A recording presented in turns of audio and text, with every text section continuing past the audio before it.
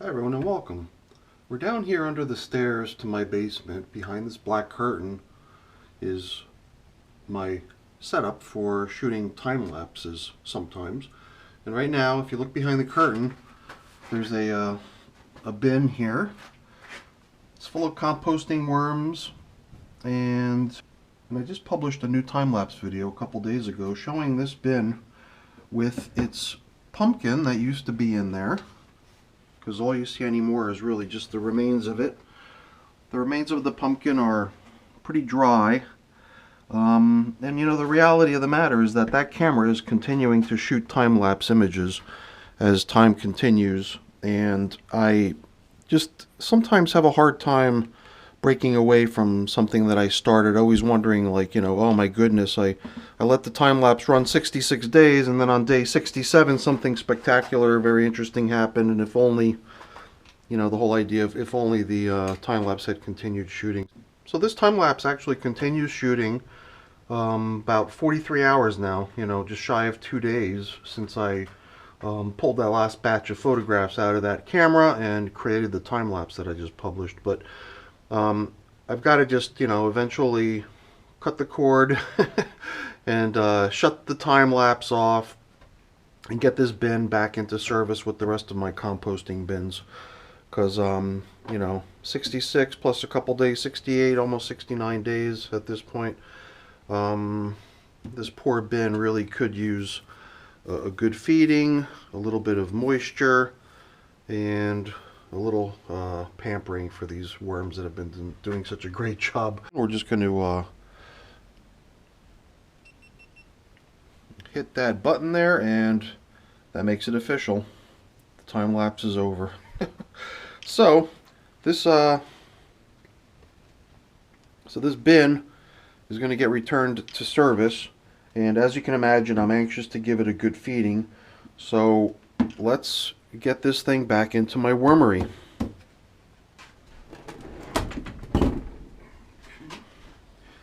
Got to make room here. This is where I got to put my grow light and my seedlings. Alright, here we are. The bin is back on the shelf along with the other composting bins. And before we can get around to adding some food, we're going to have to make a little bit of space on my workbench. Because right now the workbench is the temporary spot where my plants are germinating. So let's get this thing cleaned up so we can examine the time-lapse bin and get it fed. It's interesting to see how powerful that grow lamp is. So between where the trays were resting, that light was hitting this section, and it was just a few days, really. Was it a few days? I can't remember, but the yeah, that light really did suck the tint out of this paper big time. And I know red is one of the first colors to go, like red cars always seem to lose their color from being kind of faded by sunlight. The simulated sunlight really did a job on this paper, showing exactly where the trays had been resting. So yeah, let's get that bin out here. What's on the menu today for the worms is your typical feeding kitchen scraps. Mostly just cantaloupe melon, a little bit of a no-no, some pineapple scraps, and some strawberry leaves. A little bit of strawberry left on the leaf. And another food item that I often use, which most people do as well, which is just used coffee grounds, and other good things that are going to go in are fresh bedding, some water to get it all nice and moist and comfortable for them, as well as some eggshell. I use it in the powder, pulverized, ground up form, but naturally this is what the eggs look like when they begin. I just thought they would look cool there for the opening shot here. Let's get all this stuff set aside and move the worms on the table, get them fed.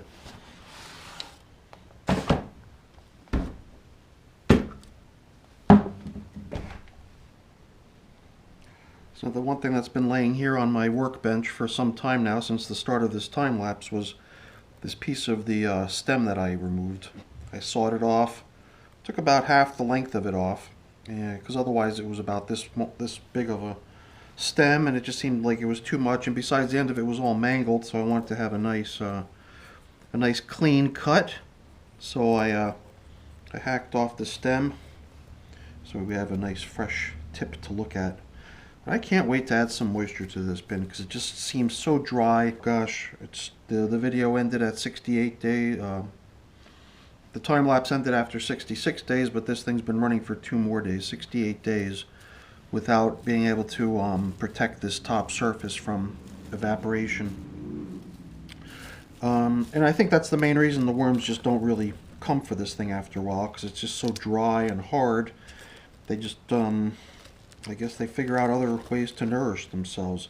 And I'm also suspicious because what I did do is I did fill this thing with a bunch of bedding as well. So besides just a hollow pumpkin and worms inside of it, there was a whole bunch of bedding added in afterwards to try to keep the worms up within the pumpkin. So I'm dying to see what's happening right beneath what's left of this pumpkin. It's not much happening at all. It's a little bit moist, but obviously you can see there's no worms in the vicinity. And I'm assuming it's because they might see that as a source of food, but not if it's so dry that it's going to jeopardize their well-being by venturing over into it. So I don't see really too much of the bedding that was thrown in there. I mean, I do see bits and pieces of it here and there, but not much. You can see some of it over here, the writing on it, newspaper ads. So that was just the little trick that I employed to try to keep the worms up inside the pumpkin, the hollow pumpkin.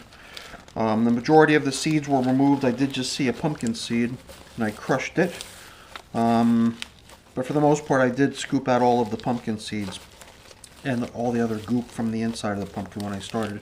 So it was a perfectly hollowed out pumpkin in the beginning. But this stuff is so hard. You can't even hardly get to the pumpkin skin because of all this paper material in between, which is fairly dry at this point. So yeah, it does seem to make sense that ending this was a good idea. Otherwise, the worms never really would have had a chance at getting to the pumpkin skin. The time-lapse I did last year of a pumpkin being eaten seemed to get much more devoured. The top of the pumpkin skin was full of holes and continued to deteriorate. But I attested that to those little round pill bugs. Those things, I believe, were the ones that were responsible for most of the consumption of the pumpkin from last time. As opposed to this time, where I guess I just didn't have that many of them in here, or any of them in here. So that might be the reason the top of it didn't get deteriorated as the pumpkin I did last year. So here we have some bedding that we can include with our feeding. We'll naturally include all this pumpkin food in with the next feeding as well. And we'll treat these stems as reminders that this was our pumpkin bin. So I'm sure those will last quite a while, but I'll keep them buried in with the rest of the food to give them a chance at being broken down and consumed as well. So I cannot wait to add some moisture to this bin. So since we're talking about collecting bedding and things to go down into the feeding zone over here, I've been thinking it might be a good idea just to try to scoop off all of the top surface, all of the really dry stuff, and see how far I've got to go before I start seeing worms and nice moist compost. And I didn't really have to go very far, surprisingly. That thin layer of dry stuff on top seemed to protect the nice moist castings below. Over here it's starting to become a little bit more dry. Here we've got almost kind of like a block of dry compost. You can just lift it out in a block. It even forms to the bottom of the tray. Nevertheless, you've got worms in it still working the material. But none of it over here seems quite as dry as here. So that's going to feel good for them to get a little bit of fresh moisture on there. And at this point, you know, usually my bins, when we're exploring my bins, we see large congregations of worms in one space. Usually the space is that spot where they had received food most recently. Here, though, right beneath the pumpkin, I'm not sensing that it's all that moist. I do feel more dry stuff here on the surface. I'm just going to try to scrape it off gently here. I guess I didn't have to go too far to get to nice moist castings, so it's not too bad. But let's take a hunk of this material here from the middle. I would say it's almost an inch thick, maybe 3/4 of an inch thick. Not too much thick. Depth for sure. But you can see worms hanging out in it where it's moist, where it's comfortable for them. So I'm glad that the bin had nice moist areas for them to hang out in. So one thing that was not visible on the time-lapse video was the ice cubes that I was persistently putting into this bin. And I believe it was along this edge here. The camera was facing this way, with the pumpkin getting devoured over here. This back corner was not within view of the camera lens. So here I would continually, every few days, lay in a whole row of ice cubes, usually an entire tray of ice cubes, because I was just feeling so bad for these worms, getting concerned that the material in the bin was drying out. I really wanted to make sure that they had a safe place to go just in case. So I wouldn't be surprised if the majority of the worms are actually here enjoying the moisture, as opposed to being over here where the pumpkin was. So I would think that this is already considered as kind of a desolate, oh, I guess not. There's a little lump of tiny worms. They're not big at all. But they seem to have zeroed in on something that attracted them, which was kind of cool. A little bit of a surprise there. So, I guess along that same thinking, we might as well get a sense of how this moistened area is. Yeah, that's not surprising. That's really where the worms are all hanging out. They're all right here on the edge which received water. Oh boy.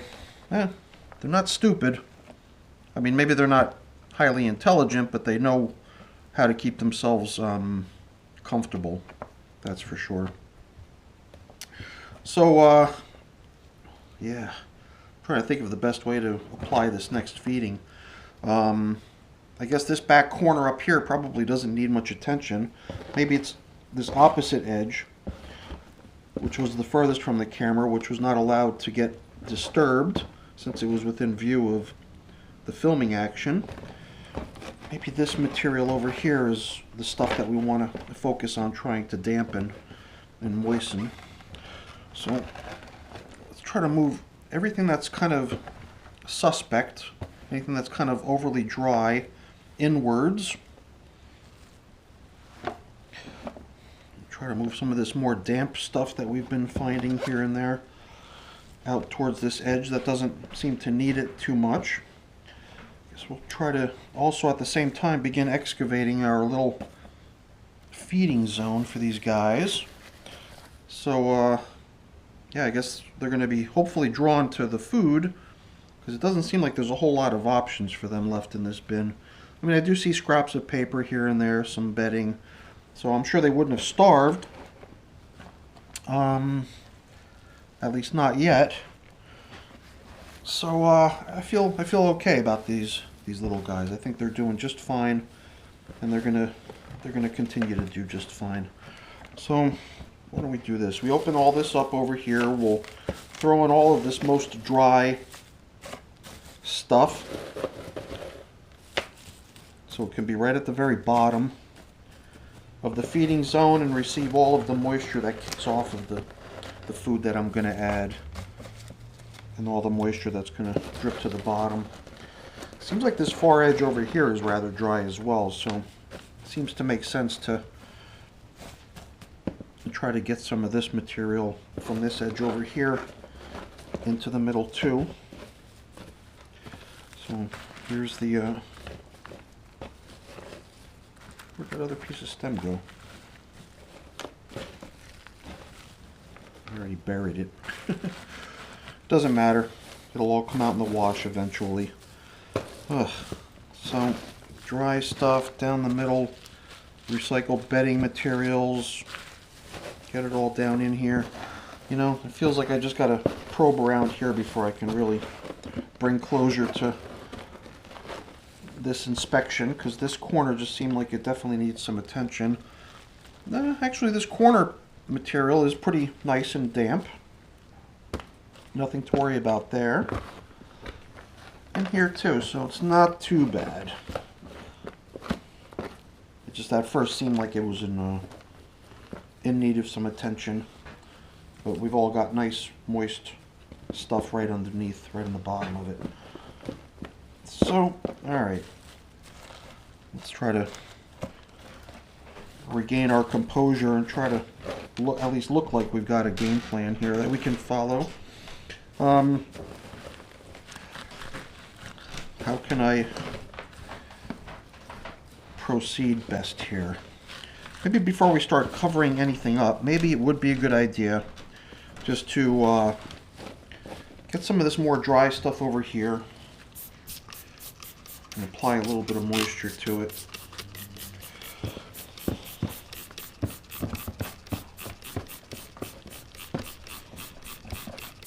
Stuff down at the bottom is pretty decent because we had already placed it in there. Kind of damp and moist. It's just some of this stuff floating here on the top, which can definitely benefit from a shot of moisture. Let's see if I can just keep dampening whatever it is that I know that I'm positioning right on the top. At the same time, seeing if I could pick off some of these things that probably are better off down in the feeding zone with the food, where the moisture is going to come from. This side I don't think needs moisture really, but we'll just try to be fair and give them some as well. Alright, it's not a very deep bin. I've only got so much decent material out on the edges here. Guess I'll probably be covering up with some nice dampened leaves at the end. Let's go ahead and use at least one handful of this fresh bedding. Because while I did find some bedding going down into the bin, and peel it off the top of the pumpkin, a little bit more seems like it would be a good idea. And then the leaves that we sprinkle on the top or at the end are also going to count as some good bedding too.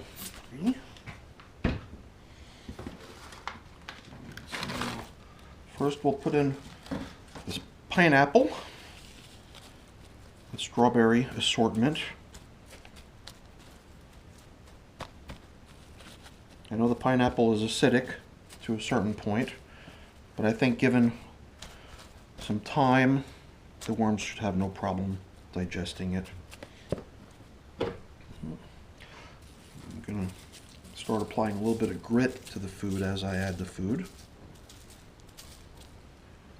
because then I've still got an entire bag of cantaloupe rinds to include in the feeding. I think I'm going to do them a favor and I'm going to face the fleshy, meaty part of the melon downwards so that they have easy access to it. Sometimes I see two pieces side by side and the piece that's facing down is almost completely eaten already and the piece that was facing up has been hardly touched.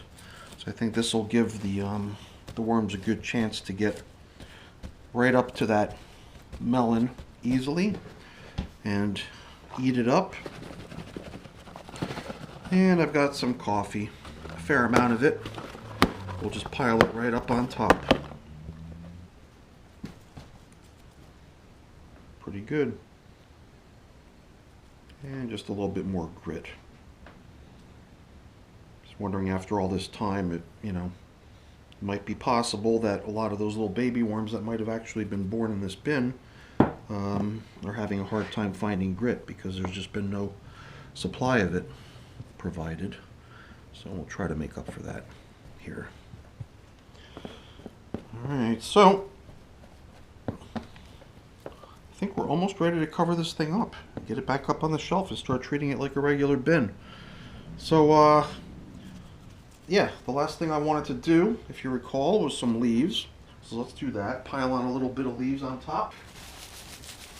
And we'll just loosely sprinkle a little bit, just enough to cover the feeding zone The castings over here on the outer edges don't need to be covered really, but I always like to try to keep at least the feeding zone covered up if possible. So it looks pretty good. I'm going to give this one last dousing of moisture, and then we'll go ahead and return it to the shelf. Get it back into my population. Okay, that's it everyone. Thanks for keeping me company. Hopefully you enjoyed this quick little recap of what's happened inside of this bin during the 68 days that it's been sort of out of circulation and on special assignment. But I think the worms did a really great job, and they look pretty good. They look healthy and happy. Luckily they had places to be in this bin, and I'll be curious to see how they do with that food that we just gave them. Hopefully they'll enjoy that. So thank you for keeping me company. If you enjoyed the video, hopefully you did, please remember to give me a thumbs up. I really appreciate that. And also consider becoming a subscriber to the channel as well. That's always really appreciated too. Alright everyone, have a great day. Thanks for watching. Bye-bye.